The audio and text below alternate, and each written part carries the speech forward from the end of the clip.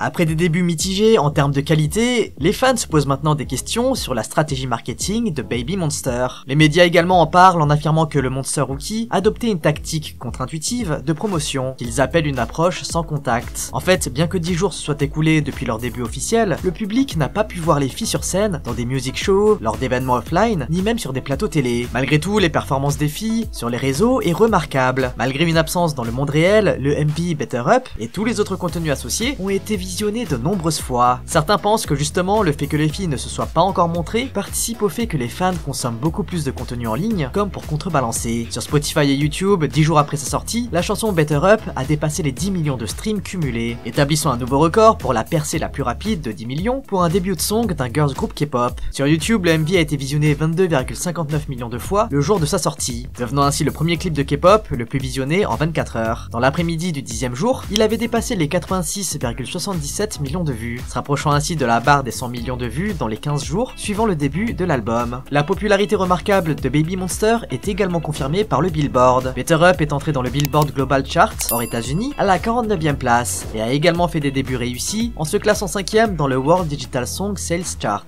Beaucoup d'internautes affirment que YG ne sait plus comment faire la promotion d'un groupe. C'est pour ça que les filles n'ont aucune apparition alors qu'elles ont pourtant débuté. Et certains médias affirment que YG a un plan bien préparé qui justement permet de cumuler beaucoup de vues sur les plateformes tout en rendant les fans impatients. Un insider de YG a aussi affirmé que les filles finiront par monter sur scène et que cela n'est pas prévu pour tout de suite. On va encore devoir un peu attendre avant d'en voir plus. De son côté, N de VIXX a encore reçu des commentaires négatifs de la part des fans après son interview. En novembre dernier, les fans avaient été contrariés par le comportement de l'idol. À ce moment-là, N avait révélé qu'il ne participerait pas au premier comeback de VIXX en 4 ans. Et malgré sa lettre sincère aux fans, il a été critiqué pour avoir abandonné le groupe. Ce 8 décembre, N a donné une interview suite à la fin du drama Castaway Diva. Mais encore une fois, les netizens n'ont pas été très emballés par ses propos. Dans l'interview, N a exprimé son regret de ne pas avoir pu rejoindre VIXX pour le comeback avec Continuum. Il a ensuite déclaré « Je sais que cela a dérangé les fans, c'est l'une des choses que je regrette le plus en 2023. Pendant la production de l'album, les membres et moi-même avons beaucoup parlé. Nous avons commencé à en discuter en avril dernier, mais j'avais déjà décidé de tourner le drama avant cela. Il était clair que les calendriers se chevauchaient. » Ajoutant « Cela n'avait pas de sens pour les membres de repousser l'album. Aussi malheureux que cela puisse être, j'ai choisi de ne pas participer à l'album. Mais lorsqu'il est sorti, les membres et moi l'avons écouté ensemble et je me suis senti très fier. » En fait, beaucoup se disent trahis par l'idol qui a abandonné les membres pour tourner un drama. En ligne, on pouvait lire « Sois une personne décente et quitte le groupe. Si tu as vraiment des regrets, arrête de mentionner le groupe et va faire ton propre truc. Je suis tellement curieux de savoir pourquoi il reste encore avec les membres, pourquoi il ne quitte pas simplement le groupe. Ce n'est pas la première fois qu'il abandonne le groupe, j'espère qu'il ne pense pas qu'il est toujours le leader du groupe. » D'autres fans cependant disent le soutenir dans ses activités d'acting et affirment qu'il peut prendre son temps avant de revenir avec VIXX. Les amis, petit rappel pour vous dire que cette vidéo fait partie du concours K-Wall. Pour ceux n'étant pas au courant, le K-Wall c'est un event qu'on tient tous les ans en fin d'année. Cette année, le K-Wall, c'est une vidéo par jour du 1er décembre jusqu'au 24. On traite plusieurs sujets intéressants et pour vous remercier de votre soutien, on tire au sort 3 gagnants à la fin du K-Wall. Pour faire partie des 3 gagnants et gagner un light stick de votre choix, il vous suffit d'être abonné à la chaîne, de liker et de laisser un commentaire sur toutes les vidéos du K-Wall. Si vous ne savez pas quoi commenter, laissez simplement un emoji pastèque. On a créé une playlist des vidéos K-Wall pour ceux que ça intéresse. Bon, n'oubliez pas de participer et on passe à la suite.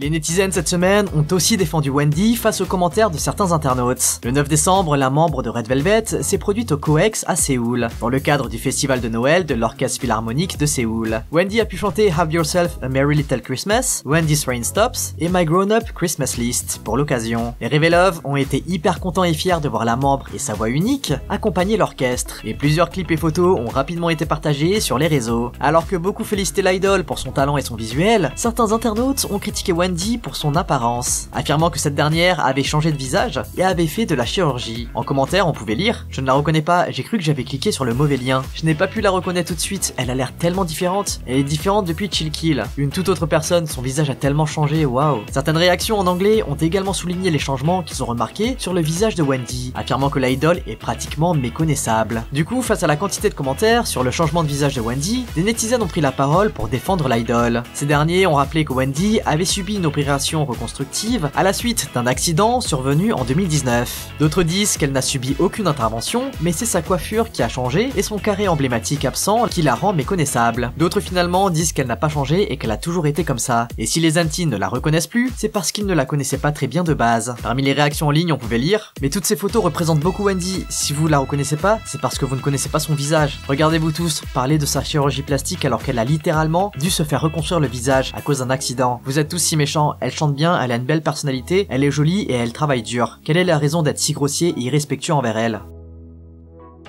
Bon allez, on passe aux actus feel good. Le 11 décembre, SM Entertainment a annoncé que Rise avait été choisi comme ambassadeur de la marque de luxe française Louis Vuitton, en reconnaissance de son style unique et des visuels des garçons. Une sacrée réussite, sachant que le groupe a fait ses débuts il y a à peine 3 mois. À propos de la collab, Louis Vuitton a déclaré « Rise a établi une présence unique grâce à son style, sa personnalité et sa musique, attirant l'attention du monde entier depuis ses débuts. Ils ont réalisé un exploit remarquable dans les classements musicaux mondiaux avec leur premier single Get a Guitar, qui s'est vendu à plus d'1 million d'exemplaires en l'espace d'une semaine. La marque a également ajouté, Rise, déjà remarqué dans le monde de la mode pour son style confortable et libre, continuera à développer une vision créative en tant que nouvel ambassadeur, et nous attendons avec impatience leur futur voyage. Une nouvelle qui a rendu fiers tous les fans. Une autre nouvelle qui a ravi les fans est celle de l'interaction entre Mingyu et Jungkook. Le McD de BTS a tenu un live le 8 décembre pour discuter avec ses fans avant son enrôlement. Jungkook a répondu à plein de questions, dont une demandant si lui et Mingyu sortaient souvent ensemble. Il a confirmé que c'était le cas et a dit qu'il s'était récemment retrouvé pour un verre d'adieu. Cependant, cela était bizarre pour les fans, comme l'emploi du temps des deux idols ne correspondait pas. Au moment du concert de Jungkook, Mingyu était au Japon pour la tournée Follow de Seventeen à Osaka. En raison de la proximité du Japon avec la Corée, certains membres de Seventeen ont pris l'avion pour rentrer chez eux entre les dates du concert, plutôt que de rester au Japon, y compris Mingyu. Le 6 décembre, les membres en Corée ont été aperçus à l'aéroport pour retourner au Japon, mais Mingyu n'a pas été aperçu. Du coup, les fans à ce moment-là se sont posé des questions, avant de le voir quelques heures plus tard attraper un autre avion avec d'autres membres du staff. Même si cela n'a pas été confirmé, certains fans ont fait le lien avec les propos de Jungkook et pensent que cela a été dû à cause de leur rendez-vous d'adieu. Et le fait que Mingyu ait changé son emploi du temps pour voir une dernière fois Jungkook a ému à la fois les Karats et les ARMY. De son côté, Ricky a encore surpris tout le monde. Depuis ses débuts officiels, le membre de Zero Base One n'arrête pas de subjuguer tout le monde avec ses visuels. Et cette fois, Ricky est devenu viral pour le cosplay qu'il fit d'un personnage de Jujutsu Kaisen. L'anime possède plusieurs personnages bien distincts, mais Ricky choisit de cosplayer Satoru Gojo, l'un des personnages les plus badass. Ricky, qui était à fond dans le personnage, a même fait la pose emblématique de la technique de Satoru. Alors si les fans ont été hyper emballés par son cosplay, Ricky a également attiré l'attention de la part des fans de manga. Un compte TikTok spécialisé dans les animés et les mangas a publié des photos et des clips de Ricky sur son compte, ce qui a rendu l'idol virale. Et dans les commentaires, on pouvait lire que de nombreuses personnes ne le connaissaient pas, mais souhaitaient stan Zero Base One maintenant qu'ils avaient vu Ricky. Une belle publicité pour le groupe.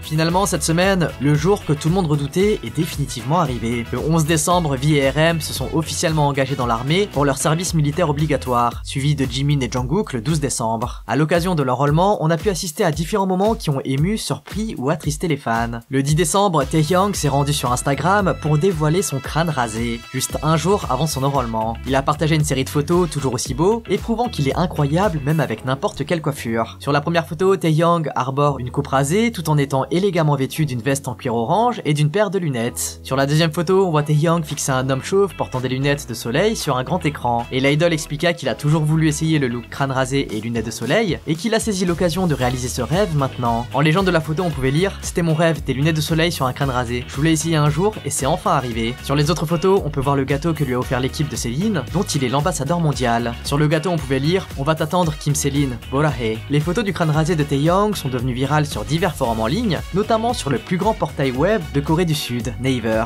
La nouvelle de son crâne rasé a atteint la deuxième place avec plus de 113 000 articles consultés en 1 heure. Un commentaire en particulier a mis tout le monde d'accord concernant l'idol. Taehyung a vraiment beaucoup d'assurance et de confiance en soi. Peu de gens peuvent faire ce qu'il fait. Il a choisi une unité des forces spéciales très dure et très respectée pour s'engager, dans le but de surmonter ses peurs. Et il nous a également montré son crâne rasé. Il est tellement audacieux et admirable. D'ailleurs, en parlant des forces spéciales, les netizens ont discuté des qualifications et l'entraînement associés au SD SDT, l'équipe de service spécial que Vi a choisi de rejoindre. Et c'est un ancien membre des forces spéciales qui expliquait un peu plus en quoi consistait cette branche de l'armée. Apparemment, celle-ci opère au sein de l'armée terrestre, de l'armée de l'air et du corps des marines de la Corée. Lorsqu'on lui a demandé ce qu'il préférait dans le cadre du SDT, l'ancien militaire a répondu que celle-ci offrait des expériences uniques que l'on rencontre rarement dans la vie civile. Il s'agit notamment d'activités telles que la descente d'un hélicoptère en rappel ou le tir avec une mitrailleuse. Les soldats du SDT suivent également un entraînement au combat rapproché, en particulier dans les scénarios de lutte contre le terrorisme. L'ancien militaire a également révélé que l'un des défis les plus exigeants qu'il ait eu à relever était de porter un uniforme de combat noir pesant environ 20 kg pendant tout l'été. Pour se qualifier pour le SDT, les candidats doivent satisfaire à des normes physiques rigoureuses, notamment courir 3 km en moins de 12 minutes et 30 secondes, effectuer au moins 14 tractions, 72 pompes en 2 minutes et 86 crunchs en 2 minutes. Mais les informations données par le militaire semblent en avoir effrayé plus d'un. En commentaire on pouvait lire « S'il te plaît, ne te blesse pas Taehyung. Je peux à peine courir 3 km en 25 minutes. S'il peut le faire en 12 minutes et 30 secondes, alors il doit courir hyper vite. » En tout cas, finalement, ce 11 décembre, RM et Vi sont entrés au centre d'entraînement de l'armée de Nonsan en Corée. Après une certaine période de formation militaire de base, ils commenceront leur service militaire en tant que soldats actifs dans l'armée. Le 5, leur agence Big Hit Music a communiqué sur Weverse pour dire qu'il n'y aura pas d'événement officiel distinct ce jour-là. Ils ont demandé aux fans de ne pas se rendre sur le site afin d'éviter les accidents dus à la foule. La veille de leur enrôlement, RM et Vi ont personnellement partagé leurs pensées sur l'enrôlement avec leurs fans. RM a commencé par dire « Le jour est enfin arrivé. J'avais beaucoup de pensées qui tourbillonnaient dans ma tête, mais maintenant que c'est arrivé, j'ai du mal à parler. J'ai été tellement heureux de vivre en tant que membre de BTS pendant les 10 dernières années. Je l'ai toujours dit, mais la fin est aussi un début. Je crois fermement que quelque chose de bon nous attend après cela. » RM a rajouté « Cela a dû être beaucoup plus difficile pour Jin et J-Hope, qui ont dû endurer cette période avant nous. Les voir gérer cela avec tant de courage nous donne beaucoup de courage. Je crois que ces 18 mois, qu'ils soient longs ou courts, seront une période d'inspiration et d'apprentissage étrange et nouvelle pour chacun d'entre nous. Une lettre qui a touché de nombreuses armies. » Le jour de l'enrôlement, il a été rapporté que 6 véhicules sont entrés dans le centre. Apparemment, les autres membres ont voulu être présents pour dire au revoir à leurs camarades. D'ailleurs, Jin, qui est actuellement en vacances, a également partagé sur Instagram une photo de lui avec RM et Vi et les autres membres. Il a écrit « Ne vous blessez pas et revenez sains et saufs mes bébés ». De leur côté, Jimin et Jungkook ont prévu de s'engager le lendemain, le 12 décembre. Concernant la fin de service, Jin devrait être libéré en juin de l'année prochaine, et J-Hope devrait terminer son service en octobre. Suga, lui, sera libéré en juin 2025. Quant à la date de démobilisation prévue pour RM et Vi, cette dernière est fixée au 10 juin 2025, celui de Jungkook et Jimin au 11. Souhaitons-leur une bonne chance et de nous revenir tous sains et saufs. Bon les amis, on se retrouve demain pour une autre vidéo K-Wall. En attendant, lâchez votre like, abonnez-vous et activez la cloche. Allez, on se dit à demain et bye bye.